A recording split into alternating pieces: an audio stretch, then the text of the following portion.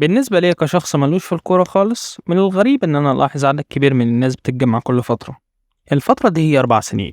طبعا في الدوشة دي بعرف اللي حصل، بعرف إنه كأس العالم وإن ده وقت، فجيت بالي كأحد المقيمين في المدينة إني أجمع فريق بحث وندور على إجابة السؤال اللي خطر في بالي وقتها.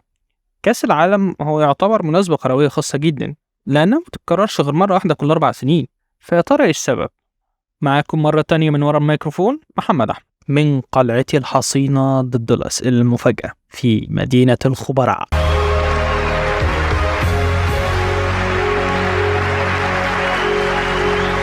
يلا نبدأ.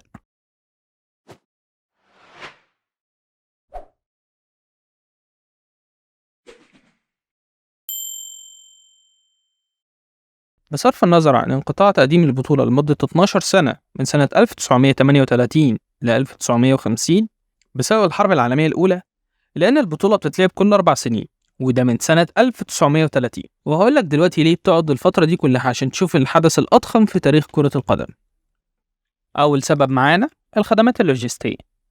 زي ما انت عارف يا صديقي إن بطولة كأس العالم دي تعتبر أكبر بطولة بتنظمها الفيفا، وعشان بطولة زي دي تخرج بالشكل الجميل زي ما بنشوفها كده كل مرة، محتاجة تحضيرات كتير زي بناء ملاعب جديدة، تحسين البنية التحتية، وتجهيز أمور تانية منها الفنادق والمواصلات اللي هيستخدمها المشجعين اللي هيروحوا من جميع أنحاء العالم طول فترة البطولة.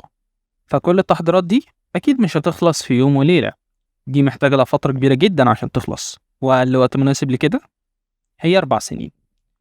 وكمان فترة الاستراحة دي ال4 سنين ما بين كل بطولة والتانية بتضمن إن ميبقاش في زحمة كبيرة في الماتشات مع البطولات التانية زي بطولة كوبا أمريكا أو كأس الأمم الأفريقية وغيرها. تاني سبب معانا النهاردة هو تأهيل المنتخبات. عشان تقدر تختار 32 منتخب عشان يتأهلوا لكأس العالم، العملية دي هتاخد وقت طويل جدا، خصوصا مع وجود حوالي 204 منتخب حول العالم.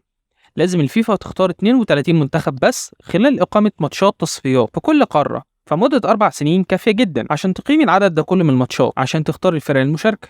ولو البطولة اتعملت كل سنتين، ده هيؤدي لتغيير كبير في نظام التصفيات، وده هيسبب إن هيبقى فيه عدم توازن ما بين الفرق المشاركة.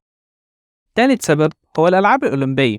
زي كأس العالم، دورة الألعاب الأولمبية بتتقام كل 4 سنين، وده بيخلي إن البطولتين ليهم تاريخ كبير ومشترك. لعبة كرة القدم دخلت الألعاب الأولمبية لأول مرة سنة 1900، وبسبب شعبيتها الكبيرة خلال العشرينات في القرن الماضي بدأت الفيفا باقتراح إقامة البطولة خاصة بيه على شكل مونديال، خصوصا أن بطولة الألعاب الأولمبية الرياضات اللي فيها كانت مخصصة للهواة في الوقت ده.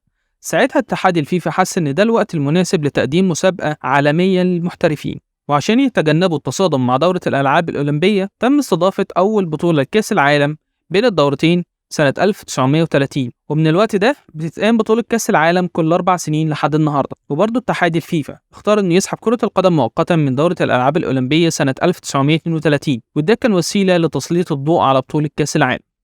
السؤال بقى هنا، هل ممكن بطولة كأس العالم تتقام كل سنتين؟ في الحقيقة اتحاد الفيفا قدم اقتراح قبل كده عشان البطولة تتنظم كل سنتين بدل 4 سنين، في حين أيد رئيس الفيفا الحالي جياني أنفانتيو الاقتراح ده، وما تسألنيش قلت اسمه ازاي، أنا بقول لك يعني اللي اعتقد انه هيحقق 4.4 مليار دولار من العائد الاضافي. في نفس الوقت مجموعة الاتحادات الاعضاء وافقت على الاقتراح ده، الا ان الاتحاد الاوروبي لكرة القدم عارض الاقتراح ده وبشدة. وفي مارس سنة 2022 طرح رئيس الاتحاد الاوروبي لكرة القدم الكسندر تشيرفين، وبرضه ما تسألنيش قلت اسم ده ازاي، على فيفا توقيف الاقتراح ده. وده اللي حصل. اكتب لنا في التعليقات توقعاتك لكأس العالم 2022، ولو عجبك الفيديو متنساش اللايك والشير والاشتراك في القناة، فعل الجرس عشان اشوفك في حلقة جديدة. سلام.